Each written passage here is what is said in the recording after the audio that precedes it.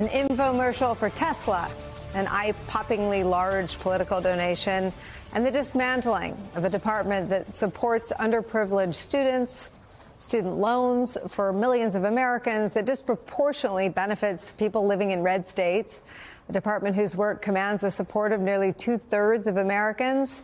It was all in a day's work for Donald Trump and his co-president, Elon Musk.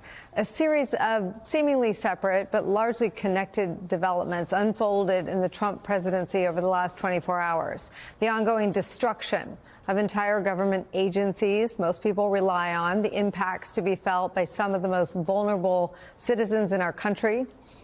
At the same time, the world's richest man pumping money into the political operation of a president for whom no favor is a stretch, even handing over the keys to the federal government. Taken together, it is emerging as the central storyline of the Trump presidency.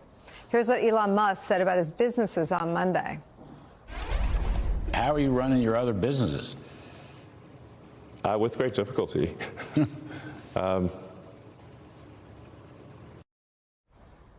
Yeah, I bet. Now, headlines about Musk's businesses struggling mightily are everywhere you look. Tesla showrooms have been the site of protests. The stock is down by about a third since Donald Trump took office. A survey of Tesla investors found that 85% think that Elon Musk's politics are damaging the Tesla brand. Just one day after Musk's appearance there on Fox, this happens. Donald Trump outside the White House with Elon Musk and a fleet of Teslas. Make a good deal here. You know, I do notice this. They have one, which is $35,000, which is pretty low. What is that all about? And let me get into this sector. I'll watch Secret Service go crazy. Thank you. I mean, if you actually drove it around, it would really be well. Beautiful. Wow. Again, this other side. That's beautiful. This is a different panel than I've had. Everything's computer. That's beautiful. Wow.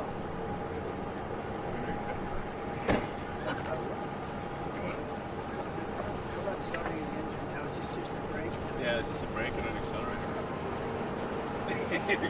I don't want to. You give Secret Service a lot of time. That's beautiful. I looked at that dashboard. You could do anything. Mr. President, do you think you buying a Tesla will boost Tesla sales and boost their stock? Everything's computer. Everywhere I look, all I see, computer. NBC's headline perhaps puts it best, quote, Trump turns the White House lawn into a Tesla showroom. And this is what the note said that Trump was holding in his hands. It reads, quote, Teslas can be purchased as low as $299 a month, end quote. And interestingly, we checked the website, and on the front page of the Tesla website, it says, quote, you can lease a Model Y for just $299 a month. You couldn't make this up if you tried.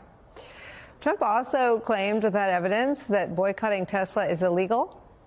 Senator Chris Murphy described the whole scene this way, quote, just because corruption plays out in public doesn't mean it's not corruption.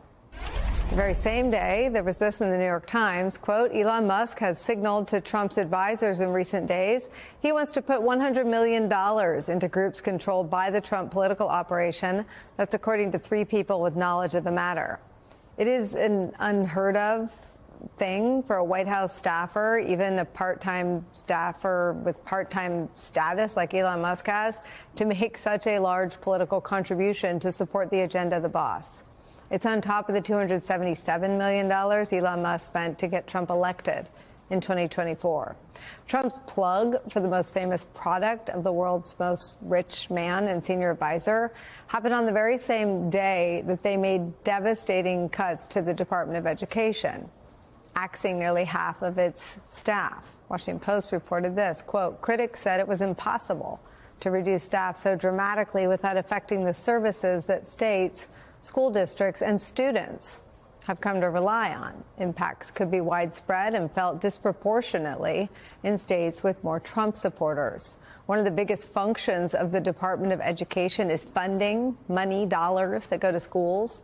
That federal funding is meant to fill in gaps in state and local funding. Axios reports this, quote, average federal spending in the 2021-2022 school year was 17% in Trump voting states compared to 11% in states that voted for Harris.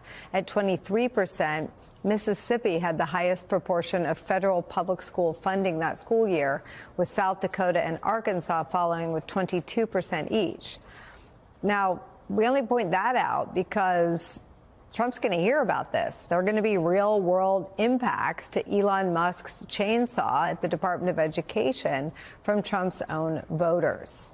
And it comes even as Trump embarks on a mission to enrich Elon Musk, his biggest benefactor, the one wielding the chainsaw to our federal government, with cuts set to affect absolutely every facet of American life. The gutting of the Department of Education will be felt sooner or later by everybody, though, everywhere. Already, the idea of eliminating the Department of Education, which the Trump administration appears to be doing already in all but name, is very unpopular, according to polls.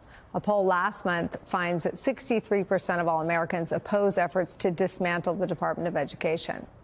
An unpopular Trump agenda with potentially severe impacts for all voters, playing out amid open and gross displays of political corruption at the White House is where we start today. Angelo Carusone is back. He's the president of Media Matters for America.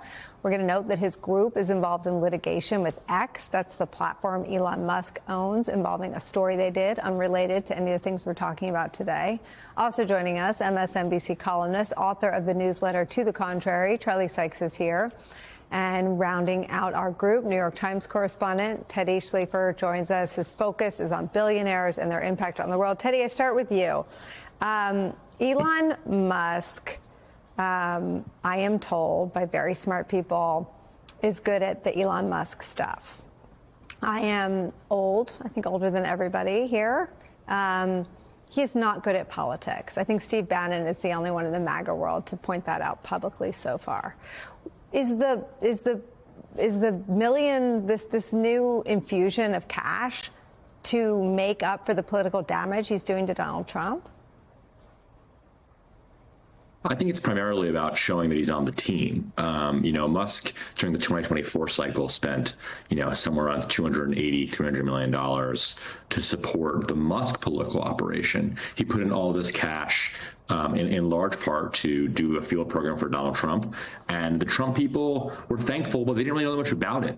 At the time, even to this day, they're still trying to learn everything that Elon Musk did to help Trump in 2024. What's happening this cycle, and what's happening, what Elon Musk has communicated in recent days, is he now wants to help the Trump team do its own politics. He doesn't want to just back the Musk operation. He wants to back the Trump operation. So this money is intended to go to the existing groups that are being supporting Donald Trump's agenda. Obviously, the 2026 midterms, the Trump team wants to primary Republicans who are insufficiently supportive and insufficiently supportive of DOJ, Musk's political project. So to me, the big takeaway here is not the money, because we know that Elon Musk spends a lot of money to help Donald Trump. It's where the money is going, which is to Trump's own organizations, not to Musk's backed organizations.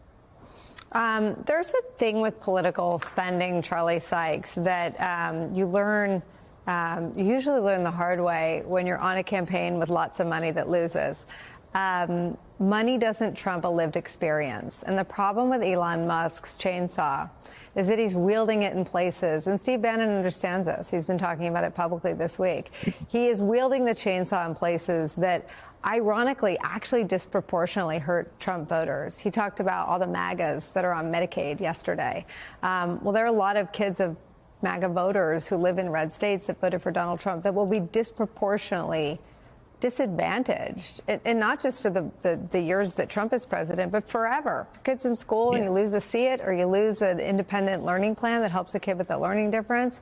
That's it. You don't get to go to school those years over again. This is irreparable. This is happening in full view, and it's happening with the corruption that is so extravagant and so flagrant. I'm sure he spent more yesterday on that event than he cut from the Department of Education.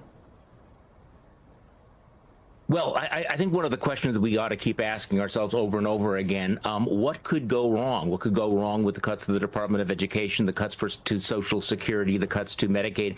And the answer is that Elon Musk has no idea, and he doesn't care. And I think this is the key thing here, is he has no idea what the downstream effects are going to be. And in fact, we might not know for months.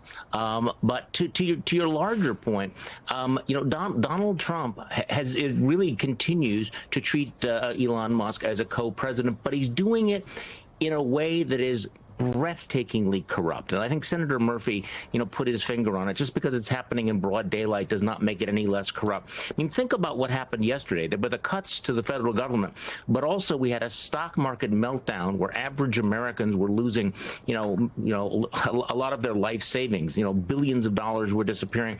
And what does the President of the United States do? He turns the White House into a car lot to help out the world's richest man who has some anxiety about the impact on his company.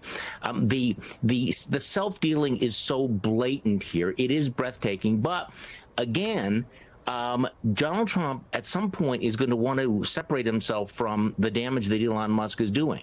But every day that goes by, it becomes more and more difficult because he continues to empower Musk and also turn his political operation into a wholly owned subsidiary of Elon Musk. What could go wrong? I don't know if either of these men actually fully understand.